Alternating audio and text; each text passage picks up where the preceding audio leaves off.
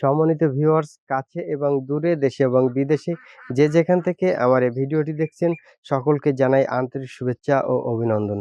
সম্মানিত ভিউয়ার্স, আমি black soldier fly অর্থাৎ বাংলায় যেটাকে বলে কালো সৈনিক পোকা, এইটা নিয়ে দীর্ঘ ৯ বছর যাবৎ কাজ করে আসছি।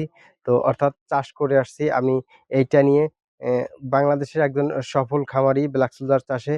তো আমি প্রতিনিয়ত এই ব্ল্যাক সোলজার চাষটা কিভাবে বাড়ানো যায় আমাদের বাংলাদেশে এবং কিভাবে সঠিকভাবে চাষ করলে ব্ল্যাক সোলজারটা ভালো করে চাষ করা যায়, এইসব বিষয় নিয়ে প্রতিনিয়ত আপনাদের সামনে ভিডিও আপলোড করে থাকি এবং আপনাদের সুবিধা অসুবিধা নিয়ে আমি ভিডিও তৈরি করি। তো সম্মানিত ভিউয়ার্স, বর্তমান আমাকে কয়েকটি প্রশ্ন আপনারা করছেন যে ব্ল্যাক সোলজার থেকে ১ গ্রাম ডিম থেকে তো ৩.৫ কেজি লার্ভা হয় শুনেছি, কিন্তু আমরা চাষ করতে গেলেও ১ কেজিও হচ্ছে না। আপনার হয় কিনা আমার কাছে প্রশ্ন করেছে। আমি বলেছি, হ্যাঁ, আমার ১ গ্রাম ডিম থেকে ৩ থেকে ৩.৫ কেজি লার্ভা হয়। তো এর কিছু প্রসেস আছে, যে প্রসেসগুলো আপনাকে ভালো করে জানতে হবে। আপনি যদি এই প্রসেসগুলো না জানেন, আপনার ভুলটা কোথায় হচ্ছে এটা যদি বুঝতে না পারেন, তাহলে ১ গ্রাম ডিম থেকে আপনার ১ কেজিও হবে না লার্ভা। তো সম্মানিত ভিউয়ার্স, আপনারা মনোযোগ দিয়ে পুরো ভিডিওটি দেখতে থাকুন। যারা প্রথম আছেন বা যারা ভবিষ্যতে ভাবছেন চাষ করবেন, তাদের প্রত্যেকের জন্য এই ভিডিওটি আশা করি অনেক গুরুত্বপূর্ণ হবে।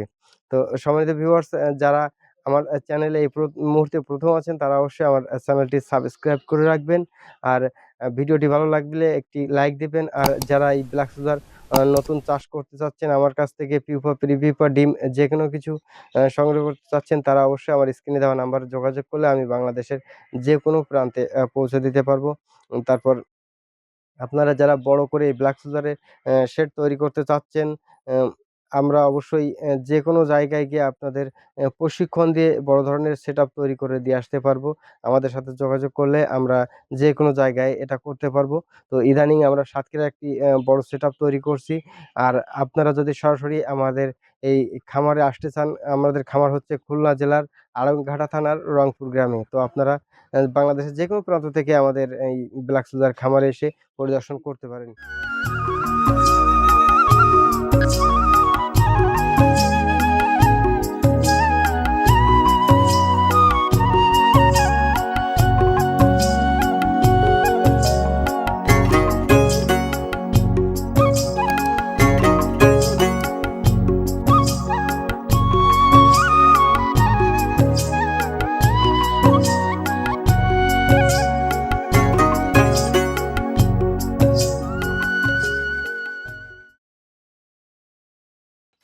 ১ গ্রাম ডিম থেকে ৩ থেকে ৩.৫ কেজি লার্ভা পাওয়ার জন্য আপনাদের ডিম যেদিন যখন থেকে কাটবেন তখন থেকে আপনাদের সতর্ক হতে হবে।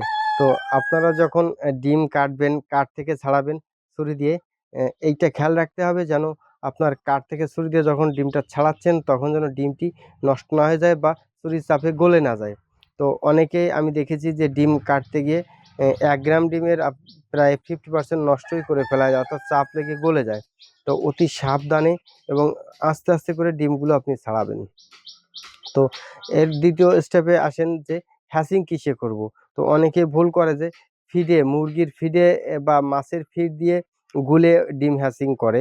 তো এভাবে কিন্তু আসলেই 100% ভালো রেজাল্ট কখনোই আসবে না বা আসে না। আমরা আরো ৭-৮ বছর আগে এটা নিয়ে রিসার্চ করেছি যে মুরগির ফিডে ভালো আসে নাকি ভুট্টার গুঁড়া আর খৈলে ভালো আসে। তো ডিম হ্যাচিং করার জন্য আমি ভুট্টার গুঁড়া এবং খোল মিক্স করেছি। তো এখানে অনেকেই দেখা যায় কি যে ফিড দিয়ে ডিম হ্যাচিং করে। তো ফিড দিয়ে ডিম হ্যাচিং করলে আসলে ডিমের হ্যাচিংটা ভালো হয় না। আপনারা ভুট্টার গুঁড়া এবং খোল দিয়ে করবেন। আর দেখেন পানি পানি করেছি কেমন, এরকম পানি পানি করবেন। পানি পানি করার পরে আমি কিন্তু জাস্ট এটা আপনাদের দেখানোর জন্য এই ডিমটি হ্যাচিং করছি। আমার অটোমেটিক আমার খামারের ডিমের মশারির ভিতরে মাছি শেষ হচ্ছে, আবার নতুন করে ডিম হবে, তাই আমি জাস্ট আপনাদের এখানে দেখানোর জন্য হ্যাচিং করে দেখাচ্ছি।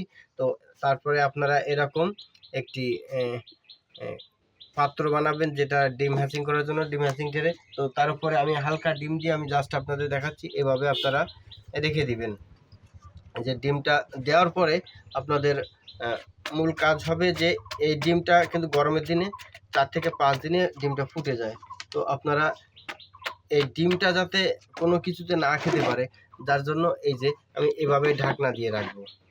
তো এভাবে ঢাকনা দিয়ে আমি রাখবো 4-5 দিন, 4 দিন পর্যন্ত রাখার পরে ও এর ভেতরে প্রতিদিন এইটা খুলে আপনারা অবশ্যই পানি দিবেন, যাতে এটা শুকনা হয়ে না যায়। এই যে নরম, এটা কিন্তু একদিন বাদে কিন্তু শুকনা হয়ে যাবে। যদি শুকনা হয়ে যায়, বেশি শক্ত হয়ে যায়, তাহলে কিন্তু আপনার লার্ভা মারা যাবে। তো একদিন বাদে একদিন আপনারা চেক করে দেখবেন, অথবা প্রতিদিন চেক করে দেখতে পারেন 4 থেকে 5 দিন পর্যন্ত।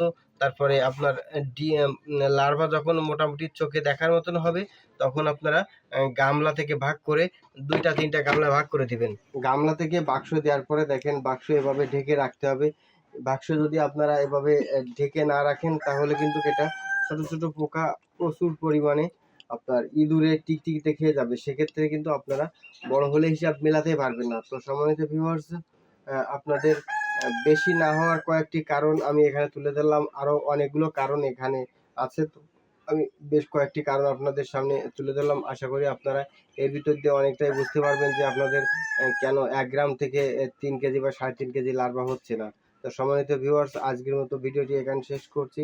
তো পরবর্তীতে কোন বিষয়ের পরে আমি ভিডিওটি করব, আপনারা কমেন্টে জানাবেন। এ পর্যন্ত আজকের মতো বিদায় নিচ্ছি। ধন্যবাদ সবাইকে।